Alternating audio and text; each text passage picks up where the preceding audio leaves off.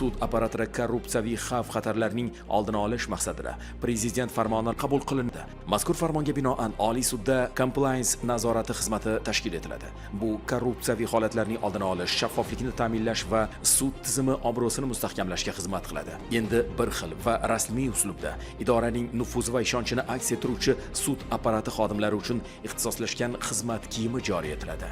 Sud tizimining mavjud shtat birliklari doirasida Oliy sudning markaziy apparatida Oliy sud raisiga to'g'ridan-to'g'ri bo'ysunuvchi 3 ta shtat birligidan iborat compliance nazorati xizmati tashkil etilishi, shuningdek O'zbekiston Respublikasi harbiy sudi, Qoraqalpog'iston Respublikasi sudi, viloyatlar va Toshkent shahar sudlarida Oliy sudning compliance nazorati xizmatiga to'g'ridan-to'g'ri bo'ysunadigan 15 ta inspektor lavozimlari joriy etilishi nazarda tutilmoqda. Compliance nazorati xizmati rahbari Oliy sud raisi tomonidan tayinlanadi va lavozimidan ozod etiladi.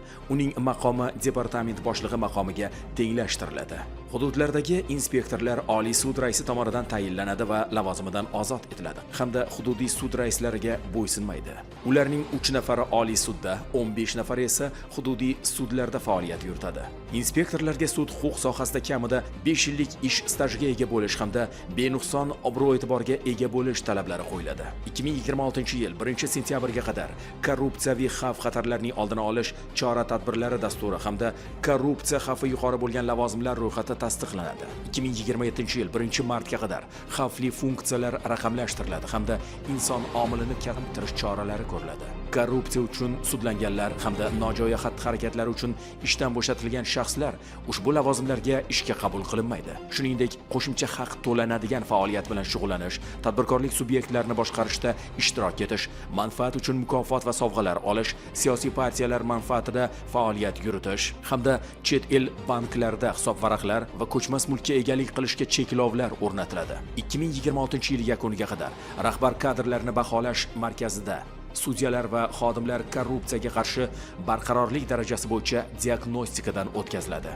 Shuningdek, Odil sudlov akademiyasida o'qish jarayonida nomzodlar korrupsiyaga qarshi barqarorlik darajasi bo'yicha diagnostikadan o'tkaziladi. 2027-yil 1-mayga qadar sudyalar va sud apparati xodimlari uchun daromadlar va mol-mulki bo'yicha deklaratsiyalarni taqdim etish hamda ularni tahlil qilishning elektron tizimlari, korrupsiyaviy xavf-xatarlarni boshqarish elektron axborot tizimlari ishga tushiriladi. HR management mexanizmlaridan keng foydalangan holda sudlar apparatining kadrlarni boshqarish va nazorat qilishning samarali va zamonaviy tizimini joriy etish maqsadida 2026-yil yakuniga qadar nomzodlarning shaxsiy va kasbiy fazilatlari bo'yicha ochiq tanlov asosida ishga qabul qilish tizimi yo'lga qo'yiladi. Vakant lavozimlarni e'lon qilish, nomzodlarni tanlash va ishga qabul qilish jarayonlari raqamlashtiriladi. Stress management, time management kabi zamonaviy usullardan foydalangan holda sud apparati xodimlarining kasbiy mahorati rivojlantiriladi. Sudlarga oliy yuridik ma'lumot va ilmiy salohiyatga ega kadrlarni jalb qilishda yetakchi oliy ta'lim muassasalari hamda boshqaruv samaradorligi agentligi ko'maklashadi.